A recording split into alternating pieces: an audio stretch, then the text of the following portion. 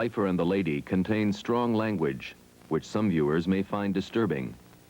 Parents are urged to exercise discretion, particularly those with young children. The people in this film are not actors. They are real people taking part in real events.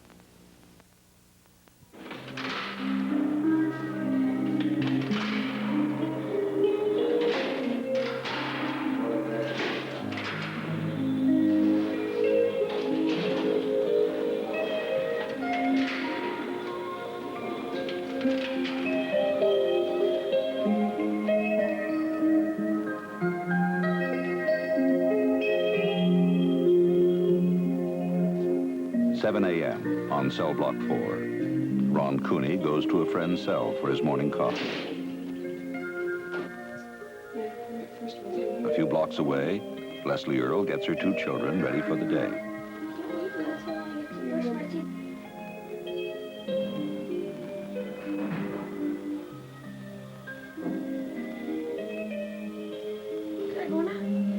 Yeah, okay. Thank you. She is a woman from a middle-class background, married to a captain in the armed forces.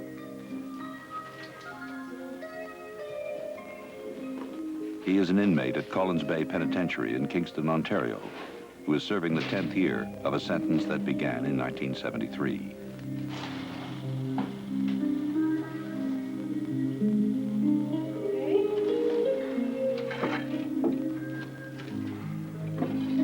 Brush your teeth and do your nose.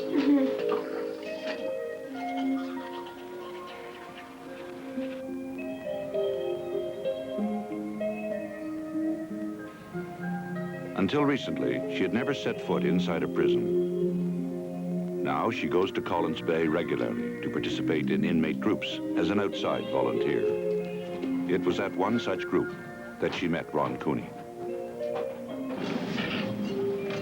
Against her better judgment, she is growing increasingly attracted to him, and she doesn't understand why. Cooney is a lifelong criminal, a professional armed robber, and a veteran of the Montreal underworld. In 1973, he killed a man. It was August the 28th, 1973. It was a Wednesday at 5 o'clock in the afternoon on St. Catherine Street in Montreal, which is the rush hour in Montreal. I shot a guy on the street. Basically, what I did was I shot him and killed him, and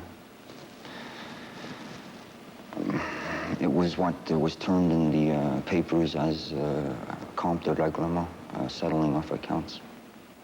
How many times was he shot? I shot him once, but that's all I had to shoot him. How soon afterwards did he die? He died in the operating table, I would say maybe 3 hours later. What was the sentence? I was sentenced to life in prison for homicide and volunteer, which is manslaughter, which at that time was an unusual sentence for someone to get for manslaughter. Are you sorry for this killing?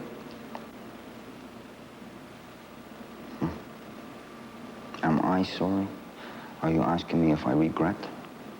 I don't regret anything that happened in my life, because if I regretted it, I wouldn't be at this point of where I am.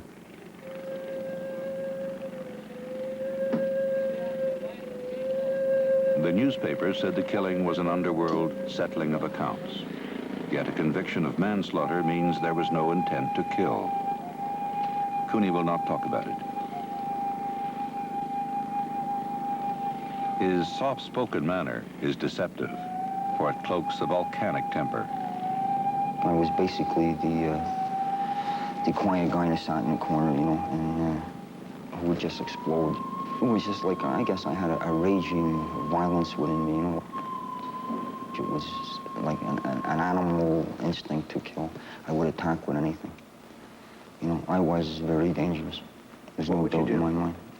Well, I would attack with what I could find. If it was a bottle, I would attack. If it was a knife, I would attack. If it was a bat, I would attack. If it was a gun, I would shoot you. When I was sentenced by Judge Shortino, he said, as far as I'm concerned, you're a cold-blooded murderer, and I sentence you to life in prison. Would you say that your violence has been committed as cold-blooded acts?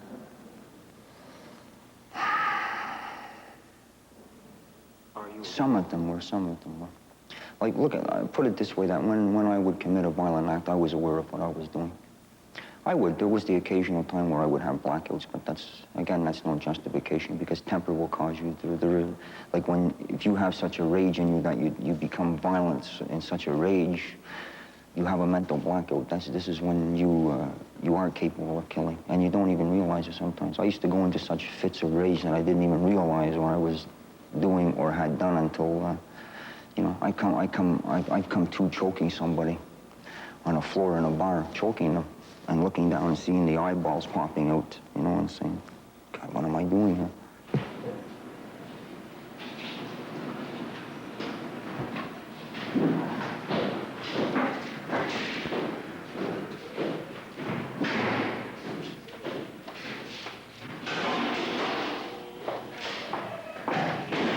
Leslie Earls first met Cooney in December 1981 at a meeting of a group called the 10 Plus, for inmates serving 10 years or more. At our Christmas social, I spent that whole social talking to him, telling him about myself, about my marriage, which was in the process of disintegrating.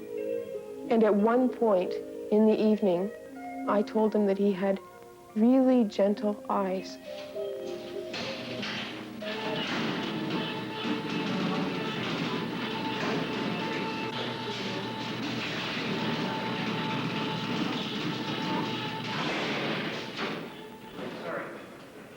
Sorry, to cause all this panic.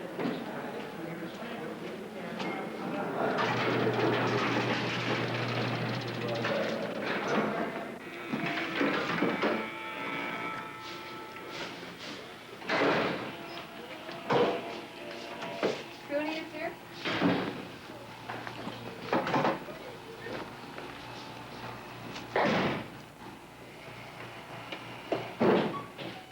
Hi.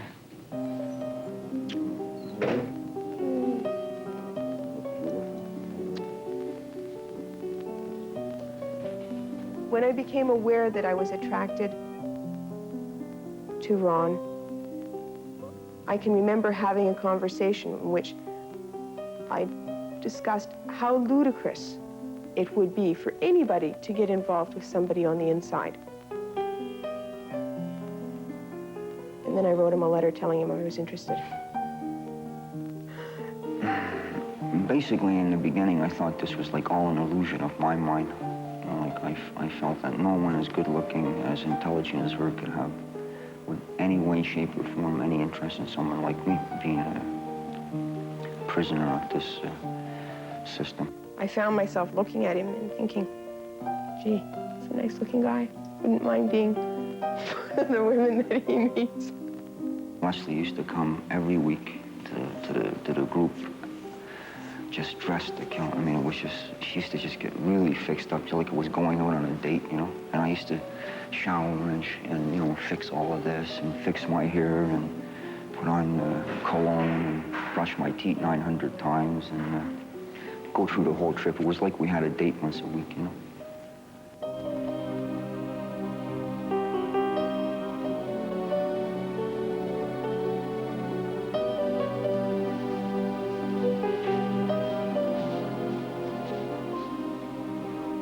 This is my last shot at happiness, and Leslie realizes that it's her last shot at happiness, and we're going to make the most of it. We're determined to see this thing through to the end, and we're determined to make a life together. Okay, give her a big hug. The last hug you can.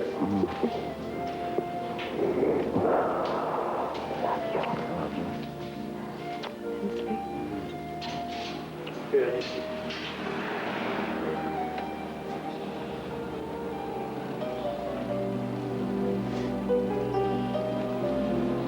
And so a new chapter in Leslie Earls' life begins. Her husband moves out, leaving the house, the kids, and maintenance payments behind. Now she will abandon her protected middle-class life and enter into a frightening new world.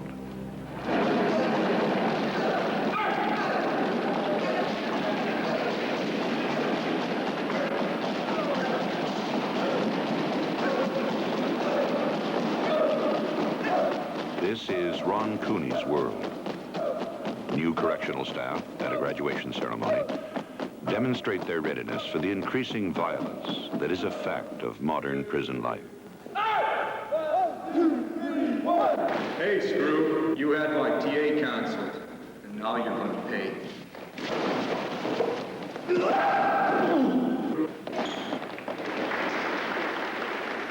After a lifetime of violence, Ron Cooney has a legacy of war wounds from many skirmishes on his long criminal record. I've had this knuckle broken. I've had this thumb broken. I've had this cut open down here with a bottle. This is a razor blade slash. This is another razor blade slash. And I got a few more up here. And there's one across here. This one here was a steel thing about, I don't know, maybe about 18 inches long that was driven through here and came out through here, and it had to be cut off with a torch before they took me to the hospital to have it taken up.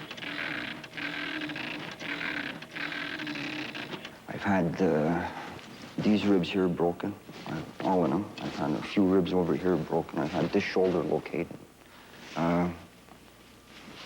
This elbow here, it's all like the chips, you know, bone chips. And this one here is probably even worse. That's all bone chips, too. I've had this knee, this hip, this knee, this ankle broken. I've had this hamstring ripped completely under the fat. I've totaled 2 cars being chased. I've been shot at many times, many times. One bullet passed through here, and another one passed through here, under the thing there. So, I mean, like, my karma has been good.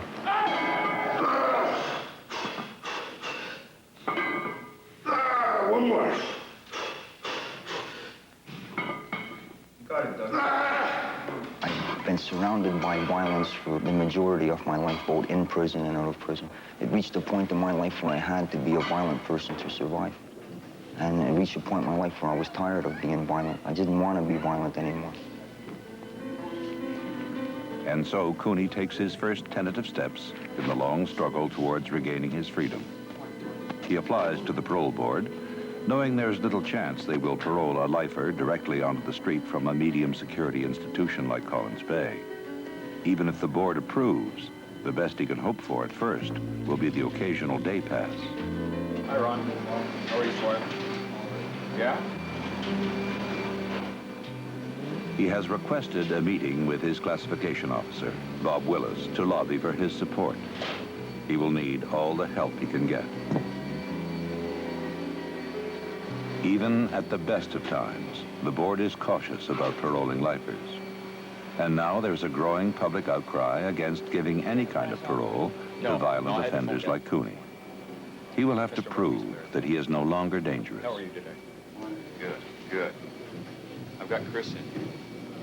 Roll service, yeah. Well, I've asked Chris to come in this morning. I wanted to talk to you a bit about the past. The biggest obstacle he will have to overcome will be the record of an incident that happened the last time he was let out of prison, 2 years earlier. As Leslie Earle is about to learn, he was married to another woman at the time. He was in a Quebec prison when he was granted day parole to Montreal. But his marriage had gone sour, and the day parole turned into a disaster. My marriage, what happened? Well, I had the good fortune of having a woman who was my wife at that time, who was, in all probability, too good for me at that time. She was a good, loving woman who went through, I would say, 10 years of hell with me. What happened? What happened was, I guess the time got too long and she met another guy. That's what happened.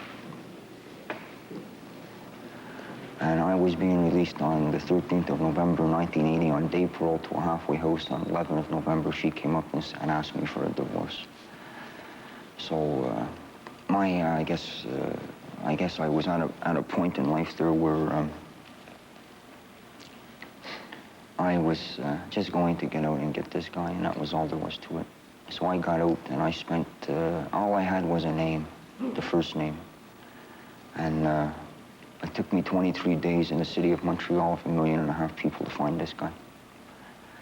And in 23 days of searching, day and night, 7 days a week, 24 hours a day, I found this guy, and I had to find him, and I did.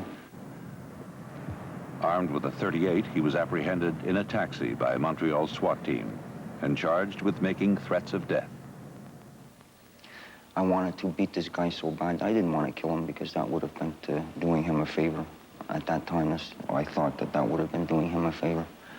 I just wanted to beat him so bad that he would be a cripple for about 10 years and just would have to sit there and just with his mind in prison, just like my body was in prison and my mind was in prison. And to make him understand what it's like, you know, make him understand the emotions involved, make him understand that you just don't do things like that to people.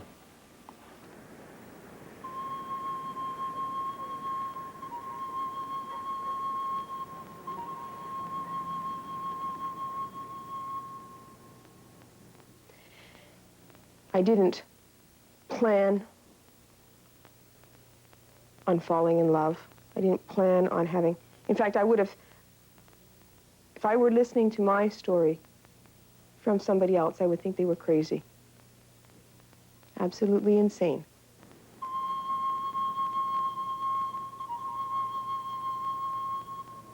It's very hard to have a relationship on the street, let alone develop a relationship with somebody who is in prison and who is going to have to deal with all the adjustments that coming out of prison entails. Sometimes you can take in toys with you for the children to play with. One day, one of the kids came in and he brought in a toy gun. And that gun got passed around. It was the most eerie feeling to see Ron put it in his hand, and it fit there. I mean, it's like he knew exact. It was almost like it belonged.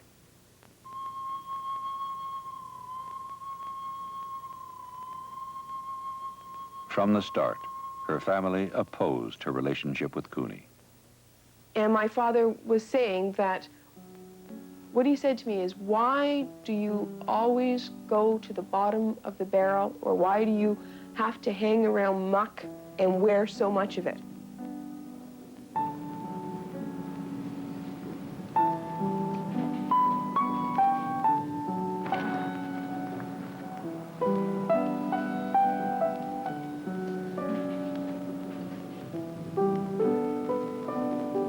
He knew that if he was to win another chance at his freedom, he would have to demonstrate that he could control the violent impulses in his nature. He must find a way to turn himself inside out psychologically, to virtually remake himself. He was determined to try. He mapped out a program of therapies, courses, and other activities, any method available to him in prison that would help him learn to subdue his dangerous rages. Take time, huh? It's one thing that we got lots of. I started on this journey in life to correct what I felt was my major fault, which was my temper and my lack of control over it. I got into yoga and meditation, which is really a super calming thing. Hatha yoga, once you have completed an entire set of asanas or exercises, and once you're finished, you are very calm and mellow. I really believe that if they could get people doing time to practice in their cells, then it would do a lot to alleviate the violence. And from there, I branched out into meditation.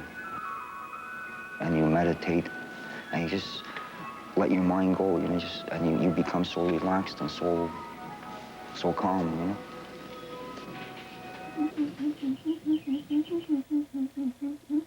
But in between the yoga and the meditation, when I got here, I got into biofeed, which I knew was also a form of learning how to control your emotions.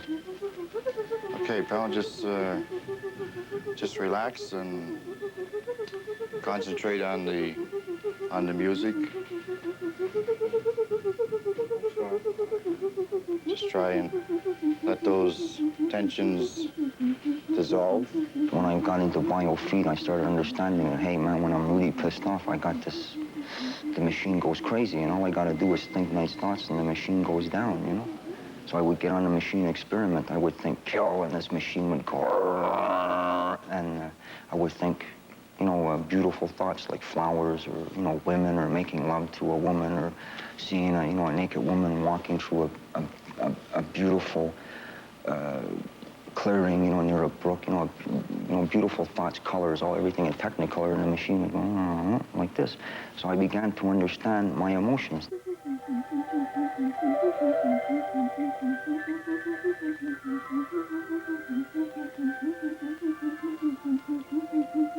To avoid the daily frictions of prison life that could ignite his temper, he took a job outside, cleaning the prison yard, away from possible conflicts with the staff and other inmates. I developed many tricks to calm me down.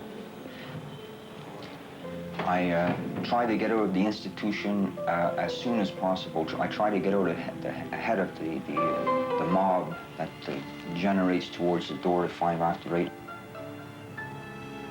I go out, and now I have solitary moments to walk on my way to work, and as I walk, I can take in the sky and the grass and listen to the birds and get all this beautiful tranquility pumped into me before my day has even begun. So by 8 o'clock, I'm basically a very mellow guy.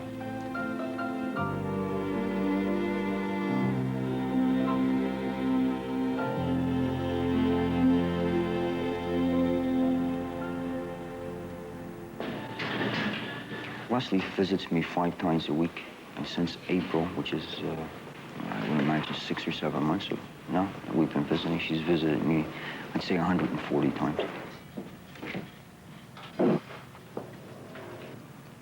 Getting to the visit itself is a nice trip. You know, like you go through about 3 security barriers and you're patted down about 3 times, and you gotta keep emptying your pockets and filling them up. You have no privacy whatsoever. It's a complete lack of privacy. You are watched 24 hours a day, 7 days a week, 365 days a year. Thank you. Just one. Thank you. That's fine. Got one for 5, thank you.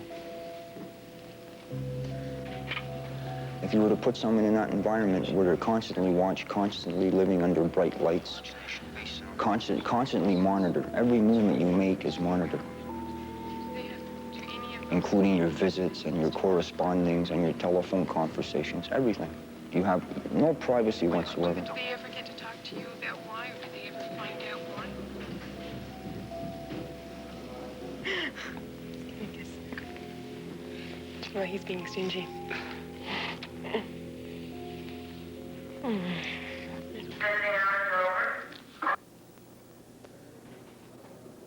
Bye-bye.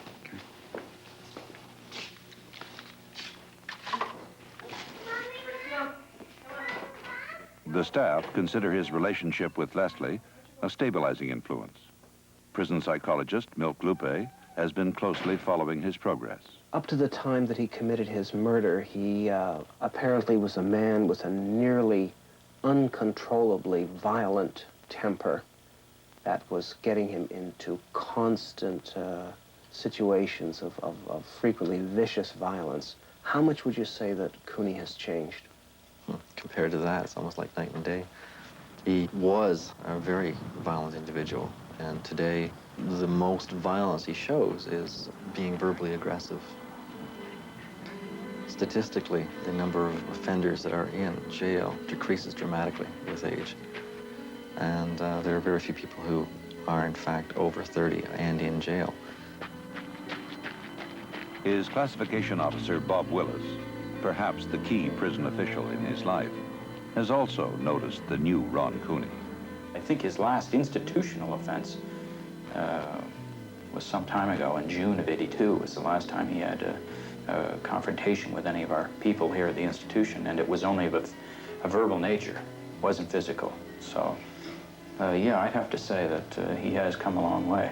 At one point, very recently, something happened in the visiting room that I just wanted to jump up and just pound this guy in his face so badly, like the old me just came right to the surface, and I just wanted to just drive his head through a wall, or through a glass, or through anything, and I felt the rage coming up into me, you know, and I really wanted to go after this guy. And this happens, you know, frequently, you know. What I have to do is I have to grab myself. I have to become like two persons. I can analyze it and say, fuck, there's anger, man. I realized that, oh, gee, it's only anger. And that brings me back down, and I say, whoa. And I repeat in my mind 10 or 12 times, calm, calm, calm. And as I repeat, calm, calm, calm, I start calming out, I start mellowing out.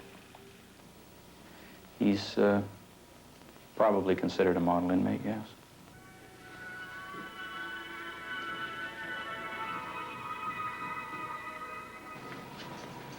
October 31st, 1982, a momentous day.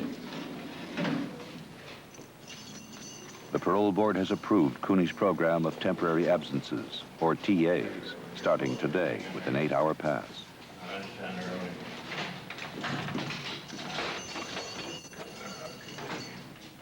He has not set foot out of prison for 2 years, not since the disastrous day parole in Montreal.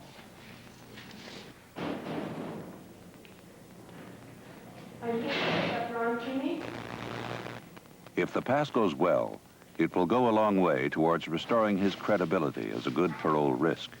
He would then be eligible for a transfer to a minimum security institution, the next major step on the road back to another chance at day parole.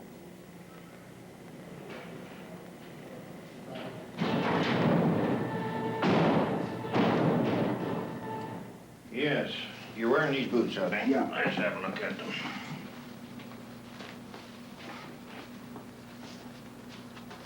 Okay.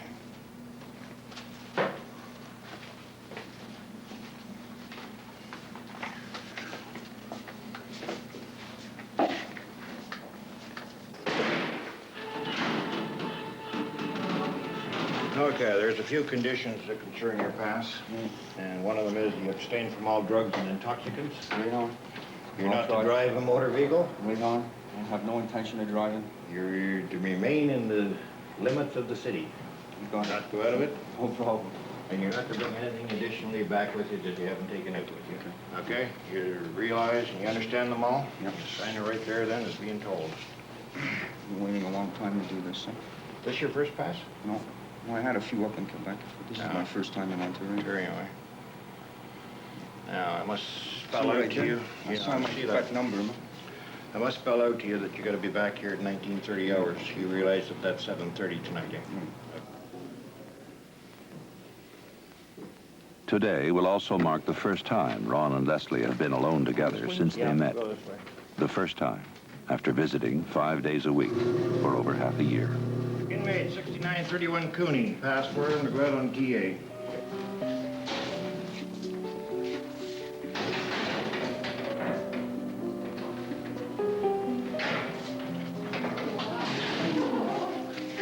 There you are. Have a good day. Okay, thanks, Mr. Mill. See you at 7:30.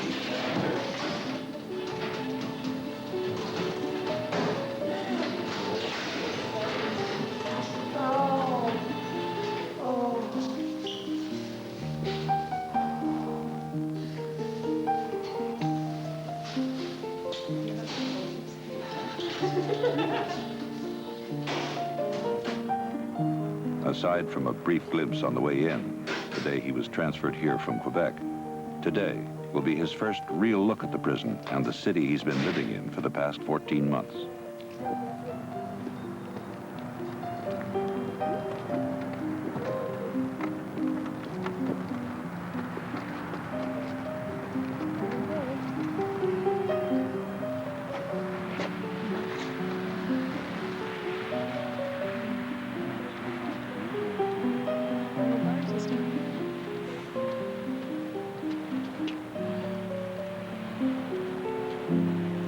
Take a look at Disneyland.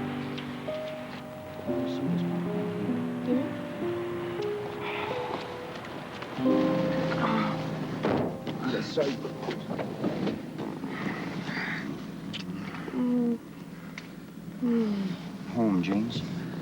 How are you? Just look at this. Big fucking the whole trip. Maybe too much. Now here we are driving out. Yeah. Looking through little bars in the back of the windshield. Yeah, I thought it was. I thought I still had bars on my eyeballs. Where the kids are at. Yeah.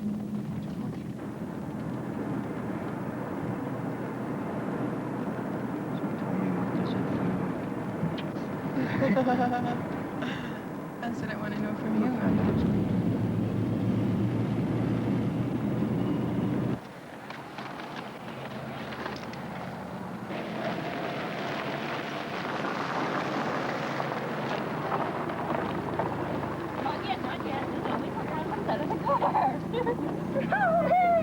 Yeah, we were trying to come out of the car.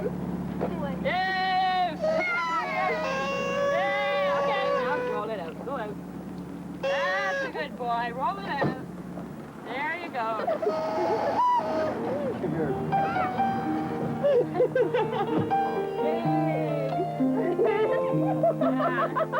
go. There you go.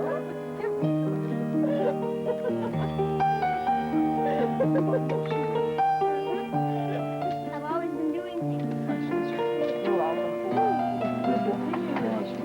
Long time no see. Yeah, many months to see.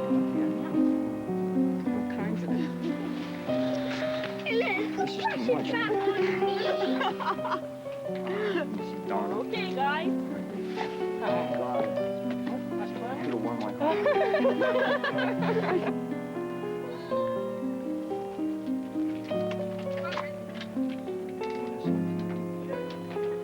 Bye, gang. Bye. Thanks, sir.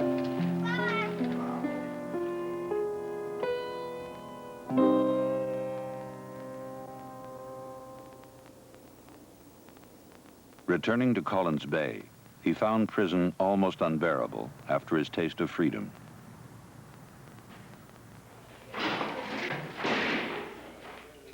When I came back at the following visit, it was like a depression. There I was back in the visiting room with the constant Cooney, turn your chair and face the table, and Cooney, don't touch the knee, and Cooney, don't stand by the window, and Cooney, don't embrace too long, and Cooney, the visit is over, and...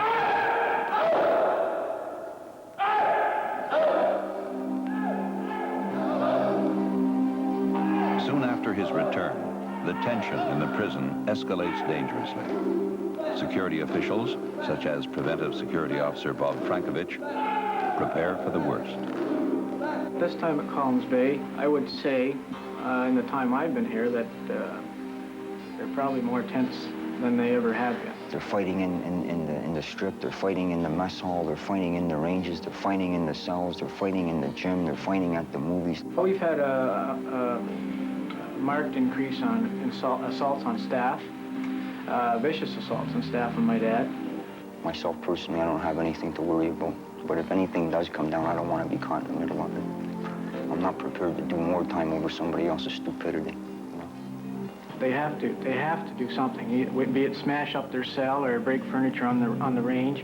They have to participate. They're forced into it, or else they're placing their own life and well-being in jeopardy. What I'm saying is it's a jungle in here. It's really a jungle. And if you live in a jungle, you have to be like the people living in it. He asks for an immediate transfer out of Collins Bay, a prison which later will become the focus of a government inquiry because of the number of murders there. He wants to be admitted to the minimum security farm camp, Frontenac, that lies just outside its walls. If he can rally enough support among prison officials, he could be at Frontenac in a matter of weeks. They have, I guess, the Frontenac, they have the odd beef, or the odd guy gets hit over the head with a pipe, or maybe there's the odd guy stabbed, I don't know. But like, it wouldn't be an everyday occurrence, which is basically, it's almost an everyday occurrence here. You know, like, I've been here, what, 14 months, and I haven't seen a week go by yet where someone hasn't been dragged down the strip to the hospital, man. Yeah. stretcher, or, scooped up out of the yard, or, like in the gym, in the bathrooms, in the cells, in the kitchens, in the dining hall,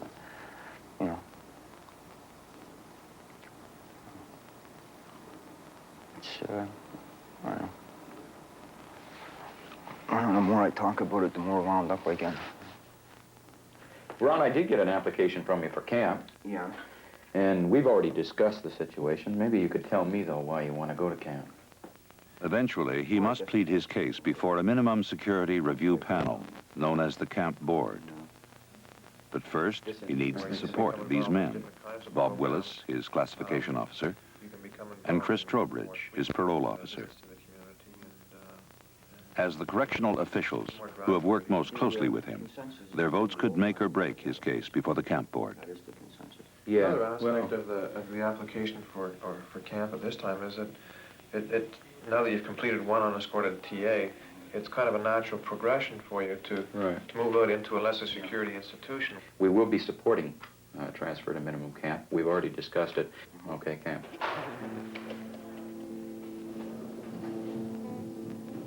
The support of the prison psychologist, Milk Lupe, further improves his chances.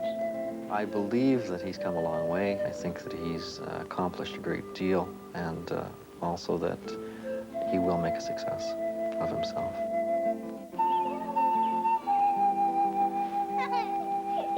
With so much staff support, it was expected the approval of the camp board would be virtually automatic.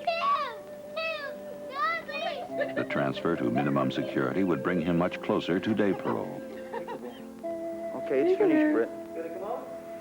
I can see you behind the curtain. Soon there would be no more Collins Bay, no more visits under surveillance.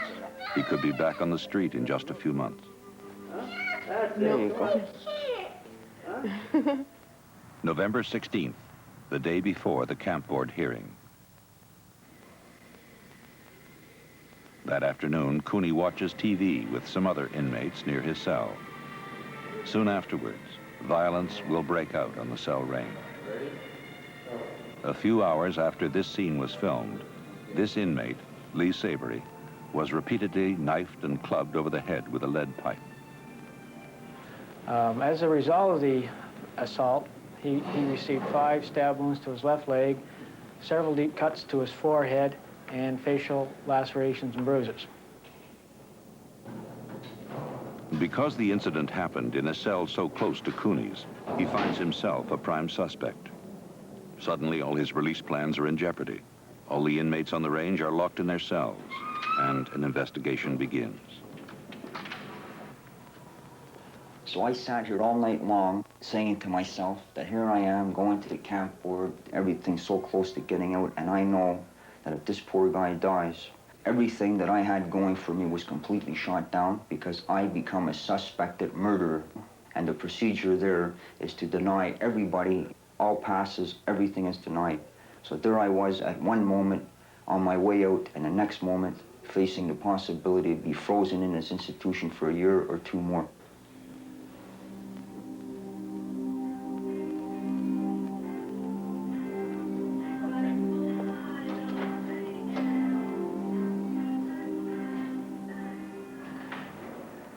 The next morning, Leslie Earle arrives, unaware of the drama that is taking place.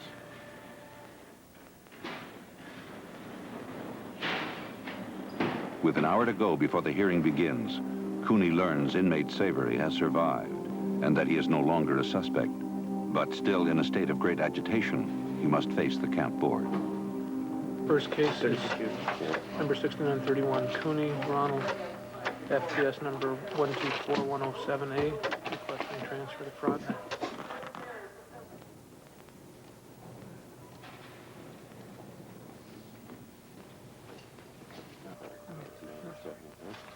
The board wants to discuss his disastrous day parole in Montreal. Have a seat there, Ron. This is the Minimum Security Selection Board. And as you know, our job involves assessing cases like yours for transfer to minimum security. We have the report of your case management team and your application for transfer to Frontenac here. And we've discussed it, and we have a few concerns, and I'd kind of like to ask you a few questions. Our chief concern is your behavior on day parole, this last time out. You incurred some pretty serious offenses. I wonder if you could just tell us a little bit about that. What would you like me to tell you? Okay, possession of a dangerous weapon. What was the weapon? The weapon was a .38. And threatening. Yes. Or threats of death. Can you just sort of give us an idea of... Well, you want to know exactly what happened? Okay, I guess clearly our concern is that... Okay, clearly I can understand your concern, but it's like this. First of all, that case was appealed and it's no longer standing. Second of all, I don't see what it has to do with a transfer to a minimum. It has a lot to do with the transfer to minimum in that it could affect the threat that you may pose to the public. Basing your thing on the theory that you're basing it on, as long as I'm restrained by the federal penitentiary system, whether it's in the farm camp or in a halfway house, as long as there's some restraint on me, I will not be committing violent incidents. This is what your theory is based on. The farm camp, in essence, is a restraint. And when I walked out of this joint on October 31st, 1982, which is only about 3 weeks ago, there was no restraints on me, and I came back. So, I mean, like, what is exactly the hassle? I was also out 30 times in Quebec and came back. So obviously, the flow goes like... No one is suggesting that you're a security risk in as much as that you will fail to return to the institution. There's no suggestion of that at all. Our concern mainly is... I don't know exactly what the dynamics were in this last situation in Quebec. Well, the dynamics were very simple. I got set up by the cops on the telephone and got busted trying to do what I was doing while there was about 50 cops around with submachine guns and the rest of it. This is what you want to discuss. Let's discuss the whole thing. Okay. Okay, I was set up by the cops, you understand? This is documented evidence. Did they I give was you the set up 38? so badly that I appealed the case, and I went into the Canadian Criminal Cases 1982 December edition, page 96. On appeal. So, I mean, what you're talking about is something that's non-existent as a charge. As a situation, it's still existent, you know. It exists as a charge, and that you still stand convicted of it. What I'm telling you is the fact that if you want to know the facts are that I was set up. Okay? This is the Did facts. the police give you the gun? No, the police didn't give me the gun. So what are you running around on day parole with a .38 for? Well, there was probably some other... This is something, first of all, okay? You know, that I don't even know why we're discussing, okay? This is completely immaterial to the fact that I'm asking you for a transfer to a farm camp. No, you're... So then well, then go ahead, discuss it. Okay, our concern is that you pose a certain threat to the community. Okay, if, as you say, you were set up and you're an innocent victim of a police manipulation, we really have no evidence of that. But what it appears to be is that there was a circumstance that arose in your life which resulted in you taking some action, which the public would find very distasteful. That's really what it boils down to. We don't have a firm comprehension of what those dynamics were. Well, quite obviously, it's quite obvious to me, okay, exactly what's happening, and what's happening is simply this. It seems the parole board has a strong grasp on the situation. They seem to have trusted me enough to put me out into society on a TA program. Okay, fine. So, I mean, now what we're discussing is a transfer to a camp. That's right. Which still has some type of restraints on it. Okay, like I'm not here to what a minimum security inmate is an inmate who shouldn't escape, okay?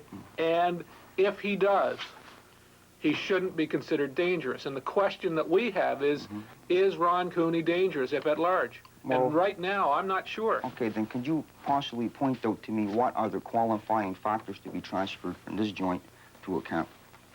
Number one, that you're not likely to escape. And number two, that if you do escape, you won't be considered dangerous. And the question that we're grappling with is Ron Cooney a dangerous person? Okay. The first point you made is he likely to escape? I think I've dealt with that. We don't consider you to be an escape risk. Okay, fine. So that there is settled. I'm not escape risk.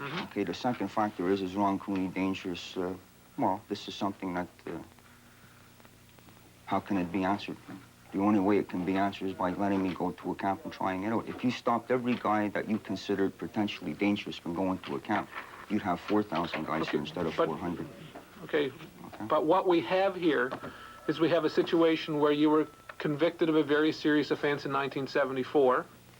You got your act together. I was convicted of offenses in 64, and I was convicted of, we're not talking about what I was convicted about. What we're talking about here is, A, if I'm going to go to a camp board, and B, if you believe firmly enough, in, you know, your system, then I'm going to get there, okay?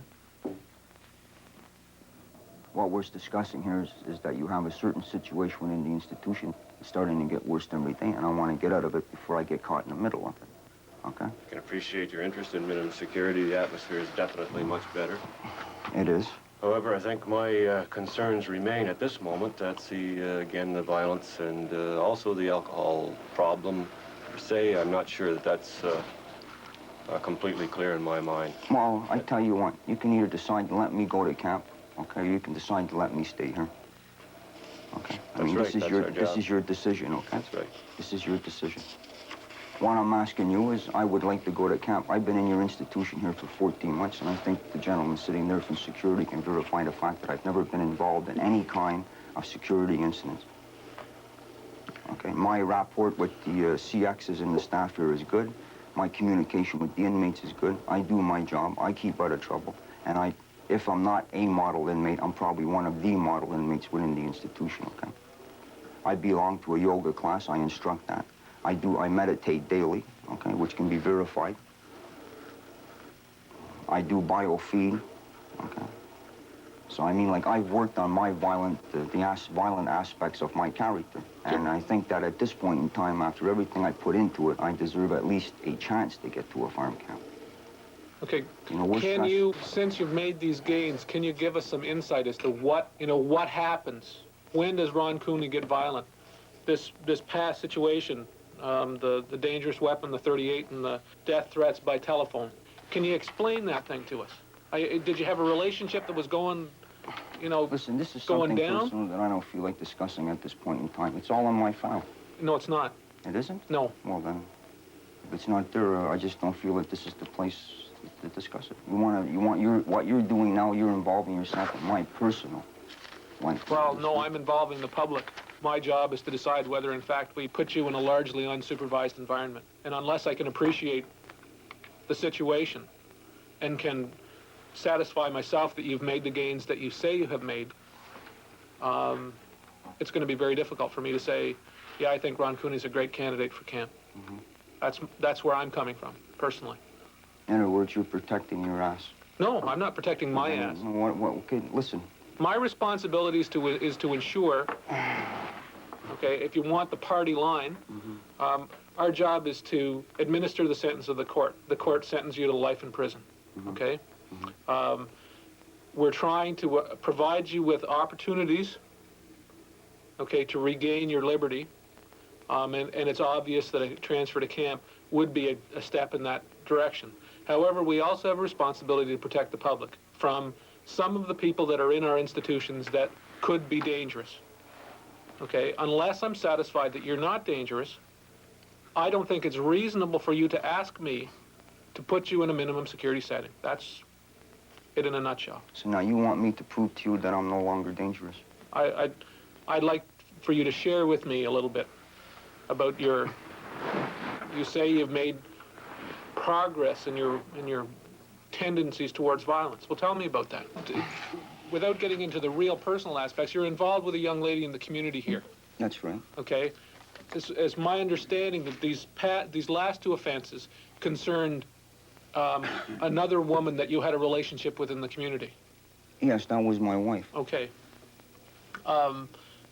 Without specific information, I have concerns that perhaps what may be behind it is you're either... Some sexual deficiency on my part, or a mental derangement of some type, or what? That you're unable to cope with the stresses of a situation when a relationship starts to go down. Are you married? Yes. You are?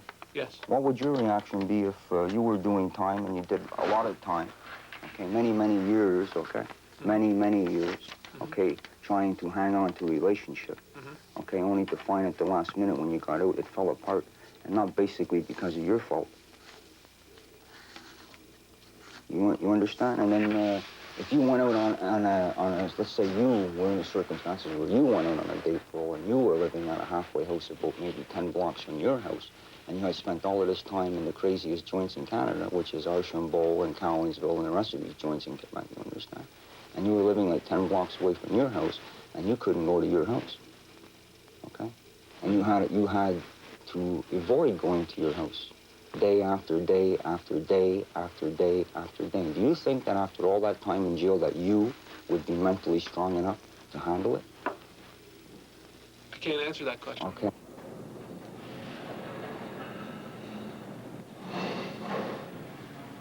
The board continues its discussions without him.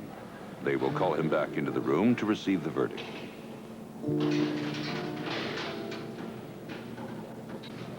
As far as getting along with staff and that is concerned, he's had no problems. He's had no problems as far as inmates are concerned, are there? His attitude has been, it's been good.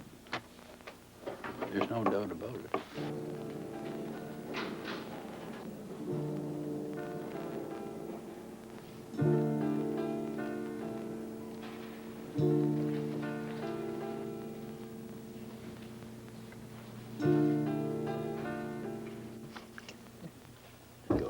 Okay. No. Sit down, Ron. Well, this hasn't been terribly easy. I don't know whether you've been an observer of camp boards in the past. But No, it's the first time I've ever passed one. Normally, deliberations are fairly quick. You either are or you aren't camp material. In your situation, you're pretty close. We have some pretty serious concerns, and bear in mind that our decision here is only a recommendation to regional headquarters. The regional director general, or regional deputy commissioner actually, alone has the authority to order transfers. This board only makes recommendations. However, a recommendation is that you remain here. There is concern about where your release program is going. The whole question is what's going to happen. Given that your present approved TA program appears to end in February, it would appear that parole board is going to have to become involved again within the next couple of months in order to either extend that or change it or something. And so we sort of lack a bit of sense of direction. Frontenac has real concerns about Obviously. the situation. Obviously. However, continue on with your approved UTA program. Of course, I will take advantage of that situation. Try to develop, or at least give us a sense of direction. We will review you again in February. Again, hopefully by then things will be very clear in terms of the direction. No, I you're doubt going in. very much you'll see me in February. This is like about the 10th time I've tried to transfer to what you call farm camps, and in here and in Quebec, and I doubt very much I'll ask again. I've had it with your, well, that's... you know, whatever. Anyways, okay, thank you very much. It was a pleasure doing business with you.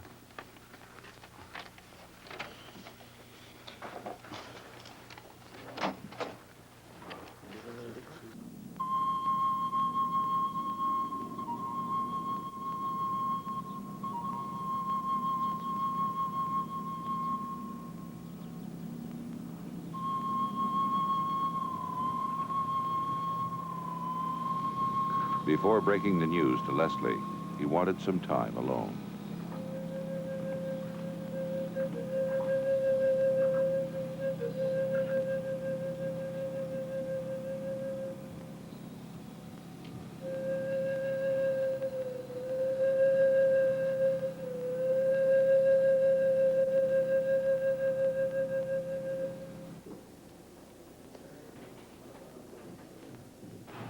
Well,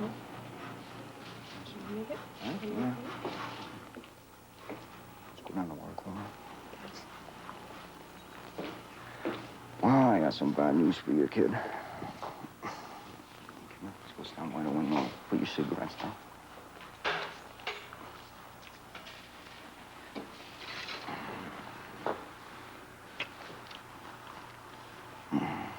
transfer board refused. For real? Yeah, for real. They refused me. Till when? Well, they said apply again if ever, but I'm, in essence, told them I wouldn't bother again. Yeah. I'm not going to through that bullshit with them no more. You know, I've been going through it enough, and I said, fuck them, man. I had it. You know, like they, you know, it's illogical what they're doing, but that's the name of the game. Yeah. We'll just have to work it out some other way.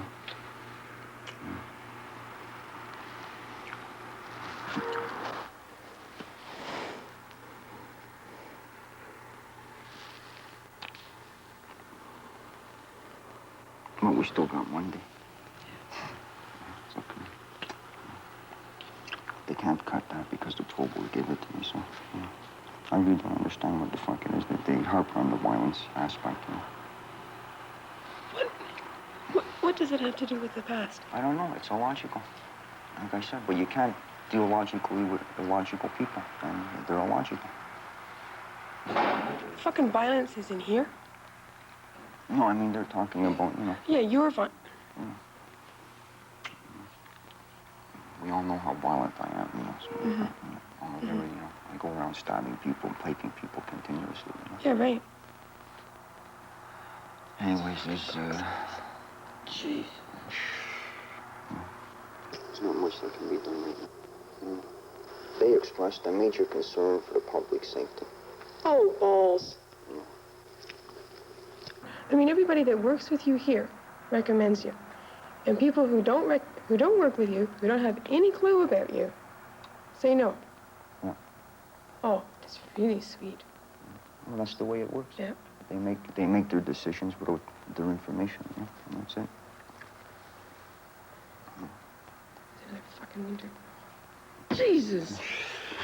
Come on, it's not, you know, calm, you know. You're calm. You know, calm. Calm. Okay, calm, okay.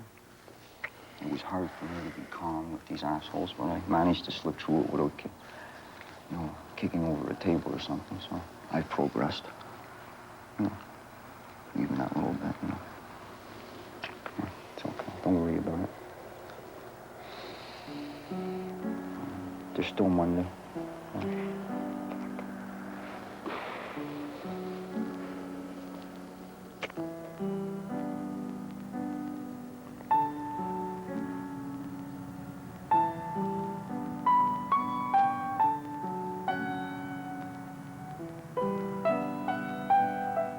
Being turned down by the transfer board just pulled the carpet out from under my feet and Leslie's feet. The transfer to a farm camp doesn't just mean getting away from these walls and this institution. It also means that once I go to a farm camp, I progress within this system. All of this was just yanked away completely.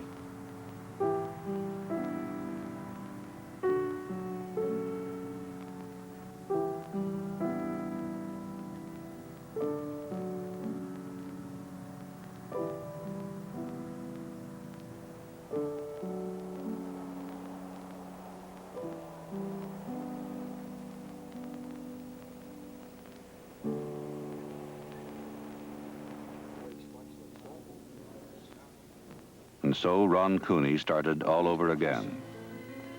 Once more, he plunged into his program of yoga and meditation and the rest of the activities that had helped to calm him down.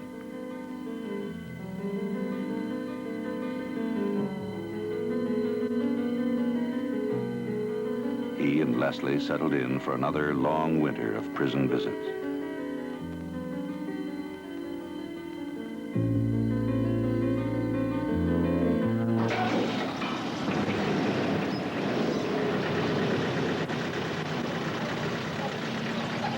Days after the hearing, another prison board grants him a privilege reserved for only the most trusted inmates. A special clearance to work outside the walls, tending the grounds under supervision. In one of the many ironies of prison life, his first trip out takes him to the Frontenac farm camp.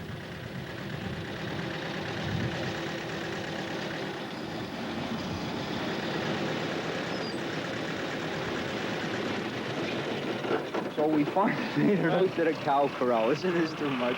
The smell of horse shit, really nice. So this is what it looks like. All of these problems are getting me out here, nothing. It's really incredible. A week ago, I was a danger to society. Now I'm standing outside the wall. Isn't that really too much? Forget about the hassles with the guards. Forget about your parole hearings. He continues to work away on himself. Despite his disappointment about Frontenac, he does not vent his rage and frustration in violence, as he would have done before. Drop your fantasies. The authorities recognize how much he has progressed. He finally wins his transfer to Frontenac for 1 week. Then, on March 17th, 1983, 4 months to the day after his camp board hearing, he is granted day parole. I wouldn't step out onto a limb and say by any stretch of my imagination that he's, you know, not going to ever reoffend again. But I would like to say that I think that the chances of him reoffending are somewhat minimized, and that, you know, there's a better chance of success here. And I think we have to come to grips with that. We can't keep them locked up forever. Okay, we do have to release them to the street again, and certainly that's the case with Ron Cooney. Do you want to make a prediction of what his chances are? I wouldn't want to put it in a percentile. I would give him a very high rating. I would say that his chance of success is high, provided all the factors are in his favor.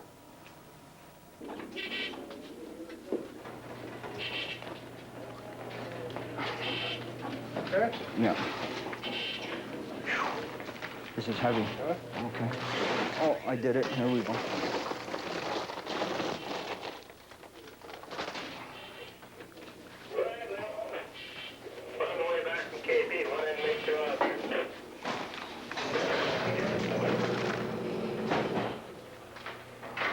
Since Frontenac is an adjunct to Collins Bay, he returns to the main institution to be processed for his release on day parole.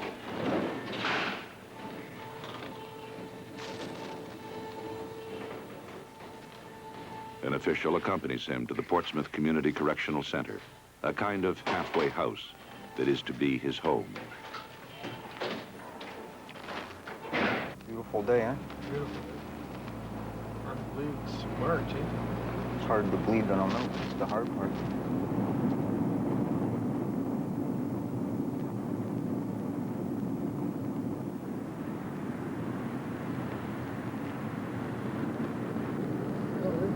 Center on? That's it, eh?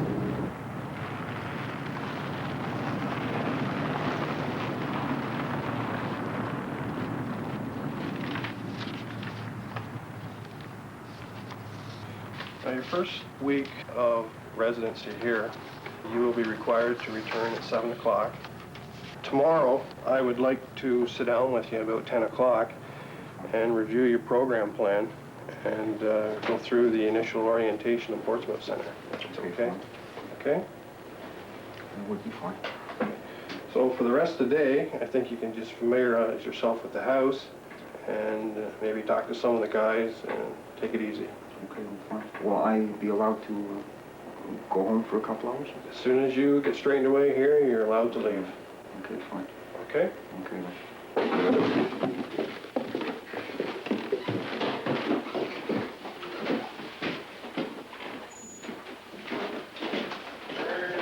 your right. Take the end of the hall.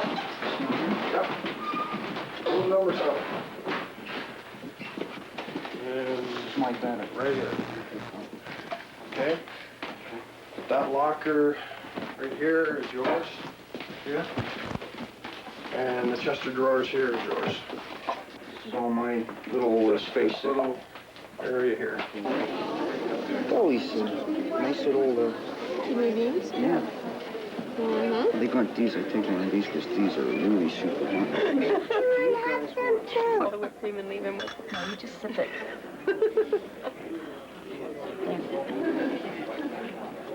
And then you, no, Ron, Ron. You hold it up to your mouth and lick it. Oh, okay. No. How's that? Excellent. Oh, you would. No. Try again. Okay, we ready? Okay, now, how... Like this, Ron. Instructions, Like this. how to become civilized in 2 easy lessons. Hold it, wait a minute. Don't flip it on. Hang on to the serviette and I'll Okay, show wait a you. minute. Here we go. Excuse me. How's this? Okay. Okay, hang on to the serviette, right?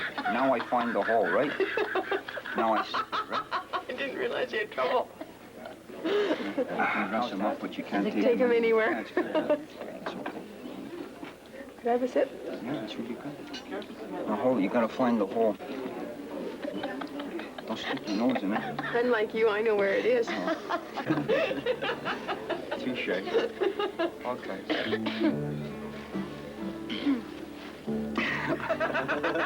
Was that good now? Are you insinuating? No. Thank you.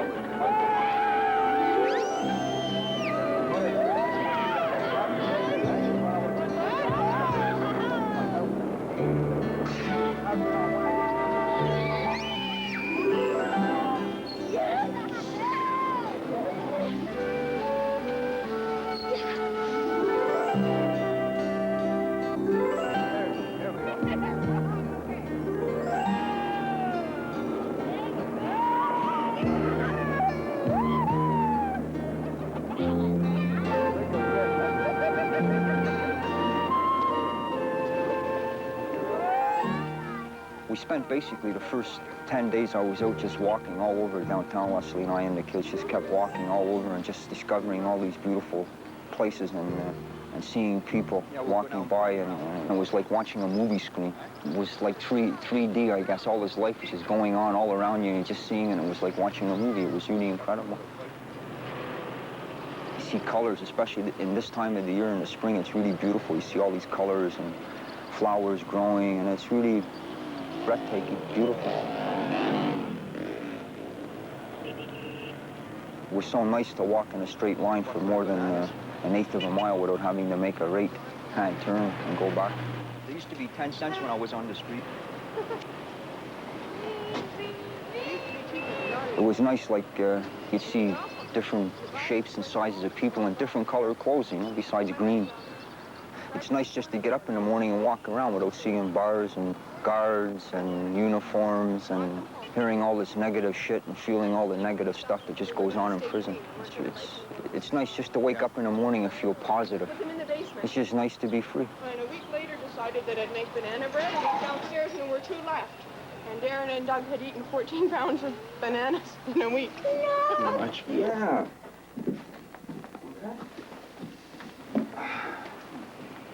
I'm dealing with 2 children, and I really sometimes stumble in that area.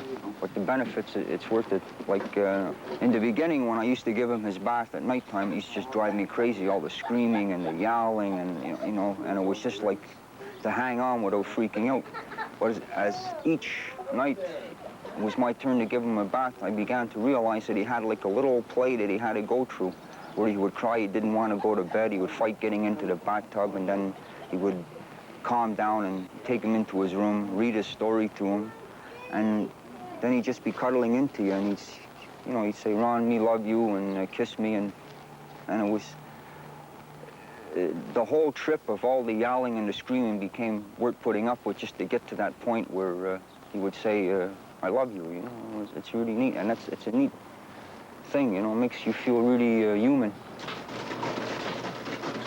$2.09. The great shock to me is the fact that things cost so much more than they did before I went in. For instance, you go buy an ice cream cone, it's 80 cents. When I was on the street, it was a dime. If you want a pack of smokes, if I go get a deck of weeds for less, it's like $2 a pack. When I was on the street, it was like 65. A bag of French fries costs $1.25. It's ridiculous. Hot dogs, $2.50. I can't believe it, you know? I spent $10. There it is. No, wait. That's for the wire, right? Okay, yeah, okay, that's okay. There's a receipt. That's $10 for the wire. Okay, now. And now from the food, since you spent $10 of your money on food, you owe me $30 for food. So I owe you. One thing I didn't learn as a criminal was how to budget money. I have gotten a crash course in how to live on very little. And seriously, it's hard. In comparison to when I was on the street in Montreal, I had 2 cars, I had 3 apartments. I had plenty of clothes, all kinds of clothes, and so I mean, like in the contrast in the living styles is actually drastic. Clothing, 10, 11. When you're a criminal and you're doing good, you blow a lot of money. And when you're doing bad, I don't know, what do? You go out and be a better criminal. 1 is 12, paid. Fine. Now. You owe me $30. I owe you $30. $30. That's right, for Okay. food. Right on. So now, how's that? I think we're even, Stephen. Okay. Done. Done. Okay, now. Here, give me a piece. While he searches for a permanent job, the Correctional Service provides him with temporary employment as a cleaner at its staff training college. I would think the hardest part of going straight is earning a living, legitimately. Because like after 10 years in the joints, I still have no real trade to fall back on, anything that's licensed or anything that's sellable, that's can be put on the market. So right now I'm in a struggle of working for $3.50 an hour at the staff college. And the prospects are kind of shaky. So sometimes I have to ask myself, am I doomed to a life of minimum wage, you know? If I could have some idea of your past experience, where did you last work? Well, okay, here we go. Touchy grounds. I last worked in 1972. Okay. Okay. And where was that, Ron? It was in a tavern in Montreal. Okay. As a waiter.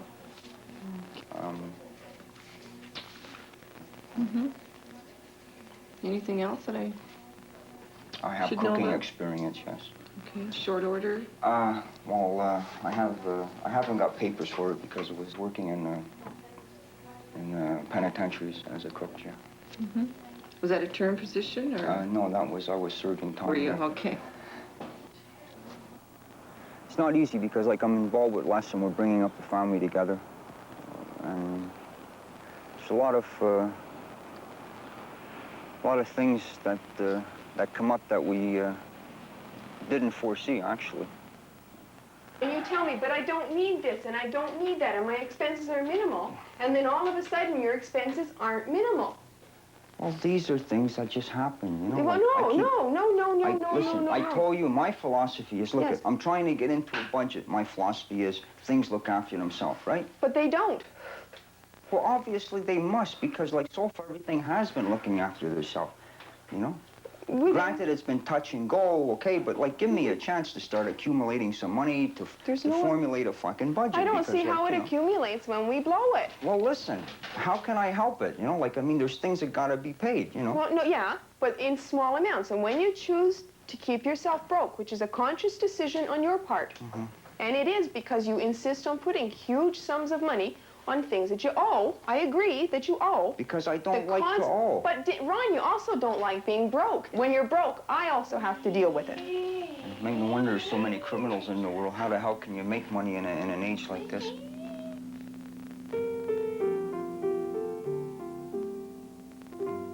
I'm constantly aware of the fact that the old me is there.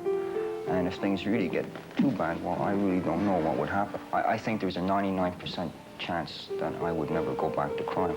But there's always that 0.1%, you know, like nothing is a certainty. On August 11th, 5 months after leaving Collins Bay, he is granted full parole from Portsmouth Center to live in Leslie Earle's house. This is something of a mixed blessing. He is just scraping by on part-time jobs and painfully aware that he has never made it in the legitimate world. His parole officer, Vic Clark, is concerned about his growing moodiness.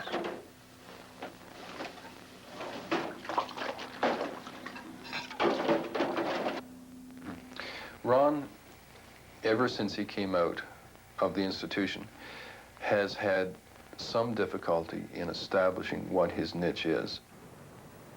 It's my belief that every ex-inmate, every offender goes through some major crisis when he comes back to the community.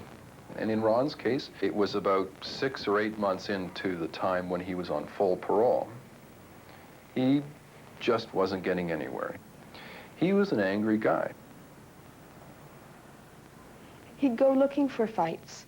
He'd go up to Manpower and just jump all over the man there, who may be an incompetent, I don't know. When Ron wanted to fight, he picked his spots and he would go and he'd have wampum arguments, great big arguments. And finally, for both of us, the stress was too much. And in November, we had an enormous fight that was in the middle of the night, and I just decided after that that I was not prepared to go through this again. There was no way I was going to put myself in that position. And the first thing I had to do was to tell Ron that there was no way he was going to live at the house.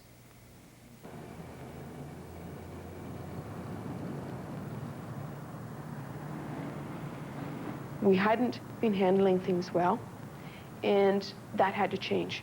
And the only way I could guarantee that change was if he had a place to be when he was angry.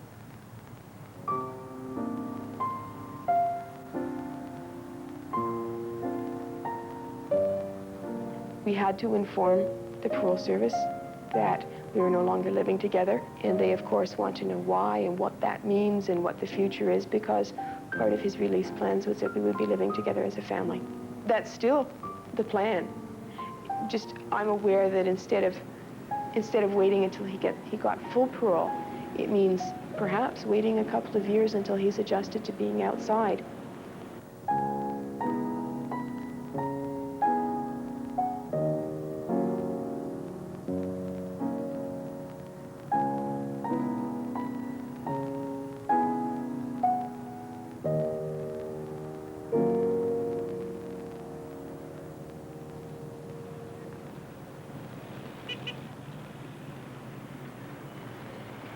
Things got really, really heavy, man. Really heavy, they did. To the point that when I came out, I stopped doing my exercises, my yoga, I stopped running, and I stopped meditating. I was battling booze, if you will.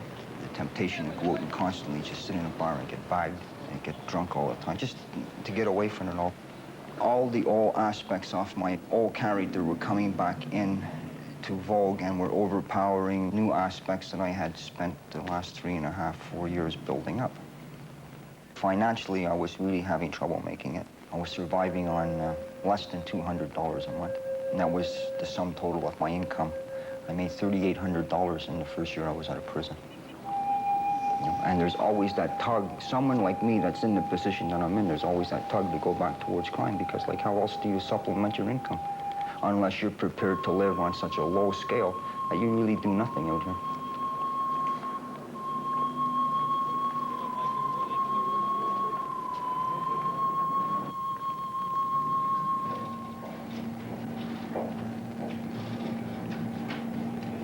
You know, I would find myself walking down the street and seeing an armored truck unloading money in the bank, and would find myself, you know, automatically calculating how many people, how many guards, how many people were around, what, you know, the distance between the truck and the bank, that they have to go across the street, or, you know, so forth and so on. And I would sort of like approach a bank and look at it in different eyes, as I said. And I find myself standing at the counter, watching the tellers opening the drawers and taking the money out, and consciously checking to count how many tills they got, where the manager's office is located. Would it be a good score to go in and take down the manager, or would it be a good score to go in and take down the tills?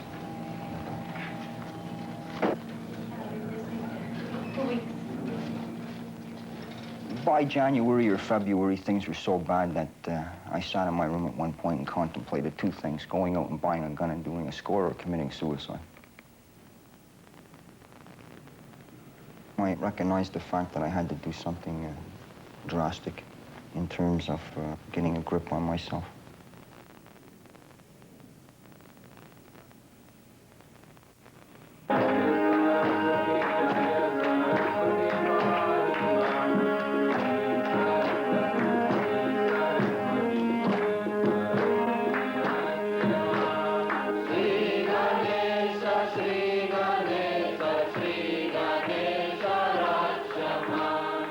Back on the rails, he has plunged into an intensive teacher's training course at the Vishnu-devananda yoga camp in Val-Morin, north of Montreal.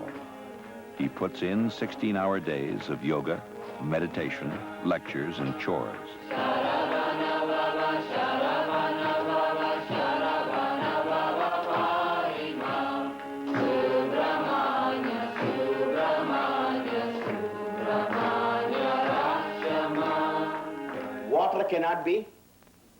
Water cannot be compressed. Air can be compressed, Suppose you fill up a balloon with... I recognize it as something that would be good for me simply because it would get me away from this environment, away from the pressure of everyday life out here, into an environment that was more conducive to what I was searching for, which is to be a calm, peaceful person. It's a school of discipline. Okay.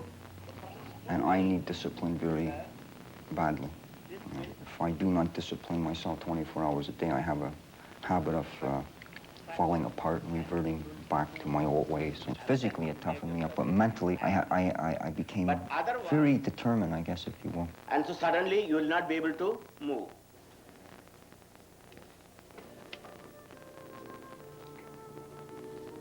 Returning to Kingston, he works part-time in the law library. Some students are surprised at his familiarity with the criminal cases in the law school textbooks. His own case is in one of them.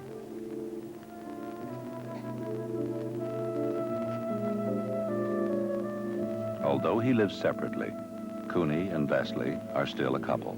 He spends a good deal of time with her and the children. She believes this is one of the main reasons he has stayed out of jail. What he wants is the home life that myself, Darren, and Britton offer. That's what we represent. The fact that we are a family, that there is one day going to be a time when we are all living together, and that's something that he wants more than anything else. It's something he wanted all the time he was growing up, and not having had it, even as an adult. He's really excited about the fact that it's here, and it's not being withdrawn regardless of what he does.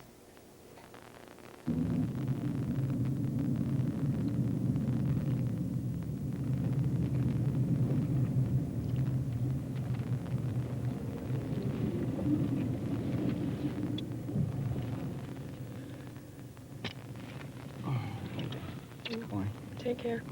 Today, Ron Cooney returns to Collins Bay, but this time to discuss setting up a prison yoga program so that other inmates may be helped by yoga, as he was. I think Ron is one of the strongest supervision cases that I've had in a long time, and if anybody can make it, it's Ron. But this is a difficult business, and it's certainly not beyond the realm of possibility that because of his own problems or expectations that he could stumble and fall. But by and large, I believe that Ron will stay out. Shaking.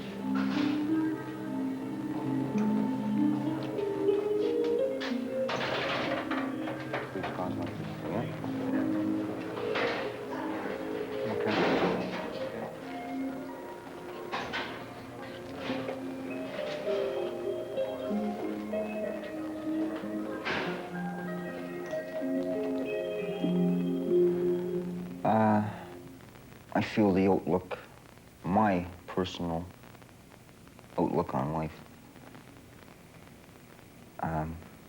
is good. I feel the chances of my successfully being a part of society out here are good.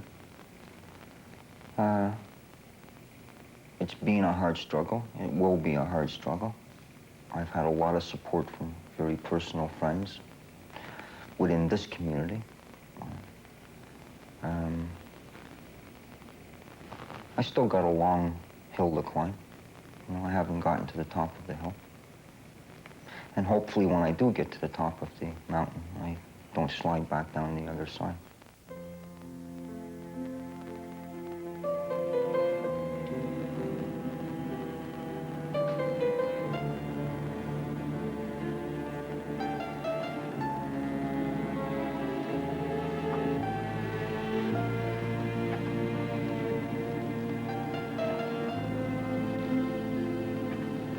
Inmates who fail on parole usually do so fairly soon. 68% of parolees who are going to have their parole revoked lose it within 6 months of their release from prison. Since his release on day parole on March 17, 1983, Cooney has been out for almost 2 years. For a lifelong criminal, first arrested for armed robbery at 11 years old, that's quite an achievement.